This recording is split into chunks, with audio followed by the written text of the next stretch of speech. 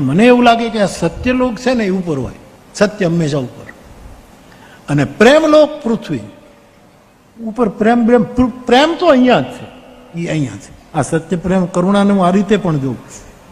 સત્ય ઉપર, પ્રેમ આ પૃથ્વી ઉપર જ થાય છે, કરી લેવો જોઈએ. આ ચીનમાં ધરતીકંપ થયો, ચીનનો ધરતીકંપ, કઈ સાલનો મને ખબર નહીં, ધરતીકંપ અને કંઈક આ બનેલો પ્રસંગ. ધરતીકંપ થયો, રાહત ટુકડીઓ આવી અને કાટમાળ ખસી ખસીને કે આમાં કોઈ દબાઈ નથી ગયું ને એ બધું કાઢતા કાઢતા 2-3 દિવસે એણે જોયું કે એક સ્ત્રી આમ પ્રાર્થનાના અદામાં બેઠી છે અને બધું તૂટ્યું પડ્યું.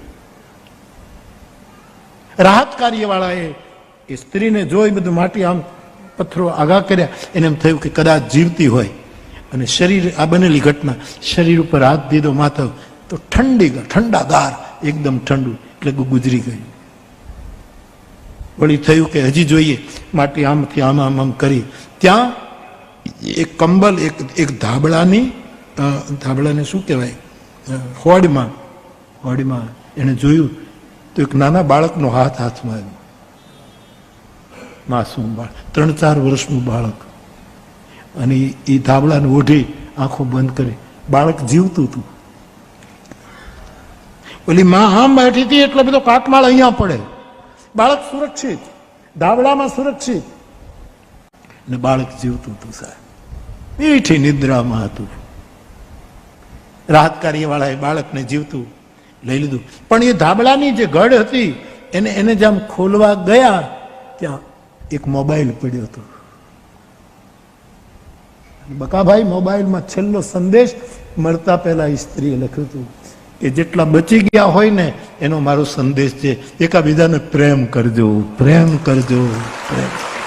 આ પૃથ્વી ઉપર જ છે પ્રેમ. પૃથ્વી એ પ્રેમ લોક છે. સત્ય બહુ દૂર પડે છે આપણને સાહેબ. કોઈ ગાંધી જેવો પહોંચી શકે છે, પહોંચી નથી શકાતું એવું નથી, પણ ઉપરનો લોક છે. પ્રેમ લોક અહીંયા છે.